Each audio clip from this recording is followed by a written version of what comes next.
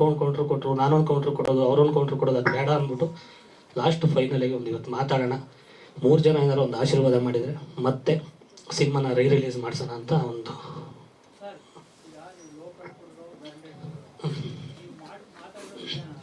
Sir ಎಲ್ಲರೂ ಹೇಳ್ತಾರೆ ಅದೇ ಮಾತಾಡಿರೋದು ನಂದೇ ವಯಸ್ಸು ಸರ್, ನಾನು ಇಲ್ಲ ಅಂತ ನಾನು ಹೇಳ್ತಿಲ್ಲ, ಆದರೆ ನನಗೆ ಪ್ರಜ್ಞೆ ಇಲ್ಲ.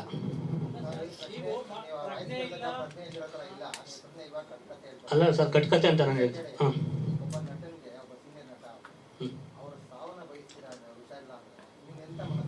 ಸರ್, ನನ್ನ ಮನಸ್ಥಿತಿ ನಾನು ಅಲ್ಲ ಸರ್, ನನ್ನ ಮನಸ್ಸಿಗೆ ನನಗೂ ಇವಾಗಲೂ ನಾನು ಇದೇ ಪಶ್ಚಾತ್ತಾಪ ಪಡ್ತಿರೋದು. ನಾನು ಅವತ್ತಿಂದ 1% ನಾನು ನಿದ್ದೆನೂ ಮಾಡಿಲ್ಲ ಸರ್. ಹಿಂಗೆ ನನ್ನ ಬಾಯಲ್ಲಿ ಬಂತು ಈ ಥರ ಇಲ್ಲ, ನಾನು ಪಶ್ಚಾತ್ತಾಪ ಪಡಲಿಲ್ಲ ಅಂದರೆ ಸರ್ ಕುಡಿದು ಮಾತಾಡಲ್ಲ. ಆ 4 ಗೋಡೆ ಮಧ್ಯೆ ಏನಾಯ್ತು ಅಂತ ನಮ್ಮ 3 ಜನಕ್ಕೆ ಅಷ್ಟೇ ಅಲ್ವಾ ಗೊತ್ತಿಲ್ಲ ಸರ್, ಹೊರಗಡೆ ಏನೂ ಗೊತ್ತಾಗಿರಲ್ಲ.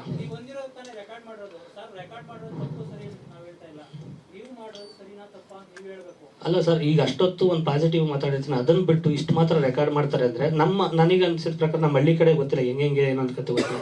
ಇನ್ನು ತಾಕತ್ತಿದ್ರೆ ಭಯ ಅನ್ಬೋದು, ಏನಂತ ನನಗೆ ಗೊತ್ತಿಲ್ಲ. ನನಗಂತೂ 100% 10 ಗಂಟೆ ಆದಮೇಲೆ ಬೆಳಗ್ಗೆ 10:30 ಗಂಟೆ ನನಗೆ ಇನ್ನೂ ಭಯ ಇರೋದೇನೆಂದರೆ ಬೇರೆ ಏನಾರು ವೀಡಿಯೋ ಮಾಡ್ಕೊಂಡೋದಿರೋದು ಇನ್ನೂ ಭಯ ಇದೆ ನನಗೆ. ಅಷ್ಟೆಲ್ಲ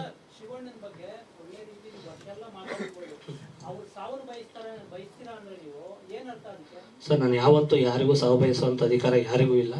ನಾನು ಹಂಗೇನಾದರೂ ಪ್ರಜ್ಞೆ ಇದ್ದು ಉದ್ದೇಶಪೂರ್ವಕವಾಗಿ ಏನಾದರೂ ಮಾತಾಡಿದ್ದಿದ್ರೆ ನಾನು ಸ್ಟೇ ತರೋದು ಇಲ್ಲ ಆಡಿಯೋ ಡಿಲೀಟ್ ಮಾಡಿಸೋದು ಏನೋ ಒಂದು ಮಾಡ್ತಾಯಿದ್ದೆ ಸರ್. ಅಷ್ಟು ಪ್ರಜ್ಞೆ ಇತ್ತು ನನ್ನ ಮನಸ್ಸಿಂದ ಹೇಳಿದ್ದಿದ್ರೆ.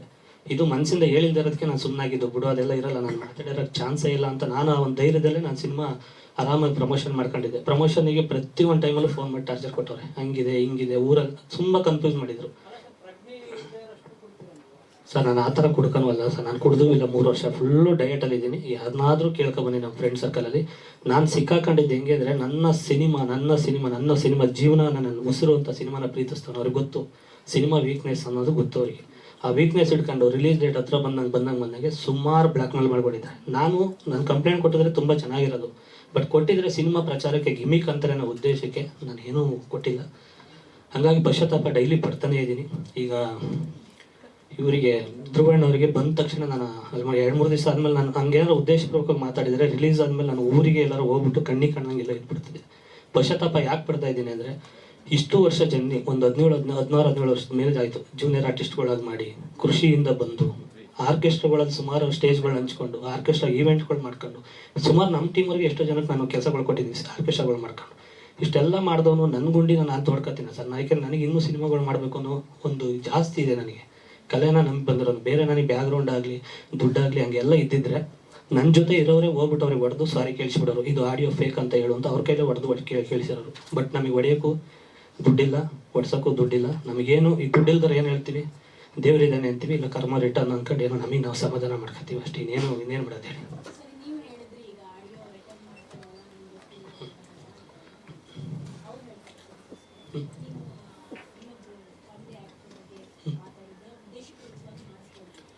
ಉದ್ದೇಶಪೂರ್ವಕವಾಗಿ ಯಾರೂ ಆ ಥರ ಮಾತಾಡಲ್ಲ ಮೇಡಮ್. ನಾನು ಹಿಂಗೇನಾರ ಚಾಕಿಟ್ಟು ಏನೋ ಒಂದು ಮಾತು ರೆಕಾರ್ಡು, ಅವ್ರು ಏನೇ ಸ್ಕ್ರೀನ್ಶಾಟ್ ತೆಗೆದ್ರು ನನ್ನ ಮೊಬೈಲ್ ಲಾಕಿಲ್ಲ ಮೇಡಮ್. ಅವ್ರು ಏನು ಬೇಕಾದರೂ ಮಾಡ್ಕೋಬೋದು. ನನ್ನ ಮೊಬೈಲ್ ಇವಾಗ ರೀಸೆಂಟಾಗಿ ಒಂದು 2 ತಿಂಗಳಿಂದ ಲಾಕಿಟ್ಟಿರೋದು. ಪ್ರತಿಯೊಂದು ಪಕ್ಕ ಪ್ಲ್ಯಾನ್ ಮಾಡಿದ್ದಾರೆ.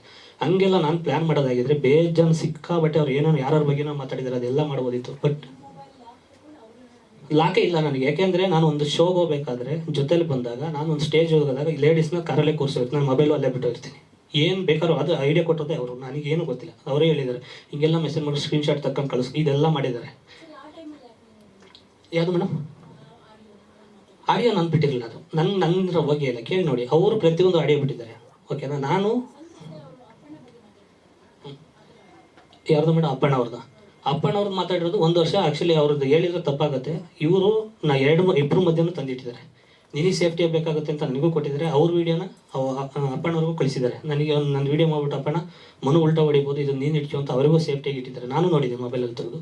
ಇನ್ನೊಬ್ಬರು ಕಾಮಿಡಿ ಕಿಲ್ಲರ್ ಒಂದು ಮೆಸೇಜ್ ಮಾಡಿದ್ದಾರೆ, ಯಾವುದೋ 1-1.5 ತಿಂಗಳಲ್ಲಿ ಒಳಗಡೆ ಹೋಗಿದ್ದಾಗ ಮನೆಗೆ ಒಳ್ಳೆ ಟೈಮು, ಬೇಗ ಹೆಣ್ಮಕ್ಳಿದ್ದಾಗ ಬಂದವನು ಅಂದ್ಬಿಟ್ಟು ಬೇಗ ಲಾಕ್ ಮಾಡಿಬಿಟ್ಟು ಪೊಲೀಸರಿಗೆ ಕಂಪ್ಲೇಂಟ್ ಕೊಡು ಅಂತ ಒಬ್ಳು ಮಾಡಿದ್ದಾಳೆ. ಈ ಥರದ್ದೆಲ್ಲ ಒಂದಿಷ್ಟು ನಡೆದಿದೆ ಹಿಂದ್ಗಡೆ ಕೂತಂತ. ಗೊತ್ತಿಲ್ಲ ಸರ್, ಏನೋ ಈಗ ನೋಡಿ. ಇಲ್ಲ ಸರ್, ನಾನು ಸರ್ ಸೂಪರ್ ಸ್ಟಾರ್ ಅಲ್ಲ, ಏನೂ ಅಲ್ಲ, ಕಾಮನ್ ಮ್ಯಾನ್. ಗೊತ್ತಿಲ್ಲ ಸರ್, ಕಾಮನ್ ಮ್ಯಾನ್. ಈಗ ಫಸ್ಟ್ನೇ ಸಿನಿಮಾ, ನಾವು ಕೂಡ ಅಂಬೆಗಾಲ ಇಟ್ಕೊಂಡು ಹೋಗ್ಬೇಕು, ದೊಡ್ಡವರ ಆಶೀರ್ವಾದ ತಗೊಂಡು ಬಂದಿರೋದು. ಸರ್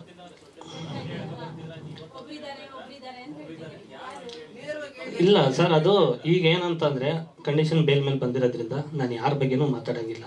ಇದು ಅದಕ್ಕೆ ನಾನು ಏನು ಸಂತ್ರಸ್ತೆ ಅವ್ರ ಹೆಸರು ನಾನು ಹೇಳ್ತಾ ಇಲ್ಲ. ನಾನು ಹೇಳ್ತಾ ಇರೋದು ಒಂದು ಆಡಿಯೋ ಯಾಕೆ ಅಂದರೆ ನನ್ನ ಕೆರಿಯರ್ಗೆ ಡ್ಯಾಮೇಜ್ ಆಗಿರೋದು ಅದೊಂದೇ. ಮಿಕ್ಕಿದ್ದೇನಿದೆ ಅದು ಕಾನೂನು ಏನಿದೆ ಅದು ನೋಡ್ಕೊಂತ ಇದೆ. ಇದಕ್ಕೆ ಬ್ಯಾಕ್ಗ್ರೌಂಡ್ ಇರೋದು ಯಾರು ಏನು ಕತೆ ಅನ್ನೋದು ನನಗೆ ಇನ್ನೊಂದು ವಾರ 15 ದಿವಸದಲ್ಲಿ ನನಗೆ ಒಂದು ಬೇಲ್ ಏನೋ ಇದಾಗಿರೋದ್ರಿಂದ, ಕಂಡೀಷನ್ ಬೇಲ್ ಇರೋದ್ರಿಂದ ನಾನು ಕೋರ್ಟಲ್ಲಿ ಇದು ಮಾಡ್ಕೊಂಡೆ ಮಾತಾಡ್ಬೇಕು ಮೇಡಮ್. ಅದಕ್ಕೋಸ್ಕರ